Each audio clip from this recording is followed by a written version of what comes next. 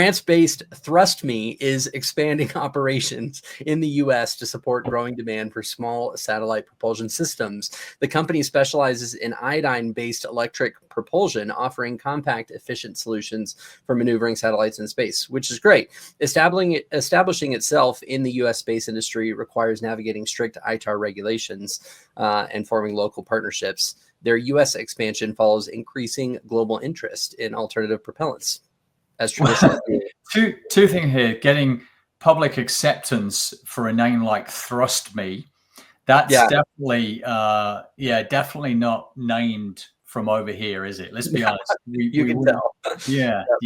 Well done, Français. Well done, the French. That's a great one. But second, and probably slightly more challenging, would be navigating ITAR compliance and US market entry when you're French. Good luck with that one. That's going to be really challenging. So strict ITAR restrictions limit all foreign tech in US defense and space contracts. We know that. So a local partnership that's going to sit beneath ThrustMe is essential for credibility and securing DoD and NASA deals. So that's the big one. How they're going to get over those regulatory hurdles, because that's just going to slow them down. It's going to delay their revenues and their market penetration. So one way I think to solve that exact problem is one I think they've already actually been working on, which is strong partnerships. On February 4th, ThrustMe announced that they've signed deals with Starfish Space, Astro Digital, Magellan Aerospace, Lumen, Turion Space, and then Terran Orbital, which is a subsidiary of Lockheed Martin. I believe that these kind of partnerships that they've signed deals with are actually going to be able to help them with the ITAR and other regulations and requirements. So I think the number one is going to be making a lot of these little tiny ThrustMes. I mean, they're cute little things powered by iodine, which is really cool. They started with an industrial scale production back in the middle of 2023.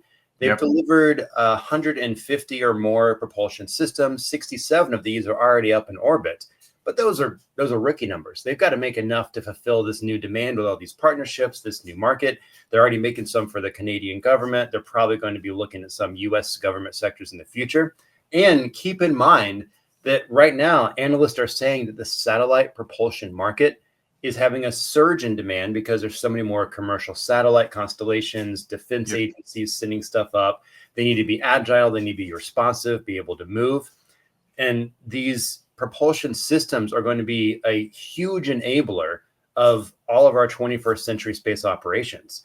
So there's going to be more investment coming, more demand from both government and private sectors. I think this is the clearest case of making sure you can build at scale, manufacture at scale that we've seen on the show in a while. Yep. Okay. You are definitely a lot more prepared for the show and knowledgeable on these articles than I am, clearly, because my number one, you just crushed with because you knew about it. That's just not fair, is it really? But the solution, supply chain and regulatory integration. So accepting they seem to have got ahead of the ITAR issue, which I have no doubt they'd thought about anyway. I mean, I ain't no rocket scientist here coming up with that one. I think the supply chain, nevertheless, is going to be the biggest issues, because you've got all of those firms, of which I think you said there was about 35 of them, and I can't remember one of them right now. No, Boeing, I know you mentioned, and Lockheed and Northrop, etc. That's definitely going to help them get through the approval process. But then you've got the whole digital compliance, traceability that's essential for ITAR. And you've got to have your whole PLM connected through to your manufacturing with your whole supply chain integrated. So you've got that full traceability in there to stand a chance of ITAR compliance.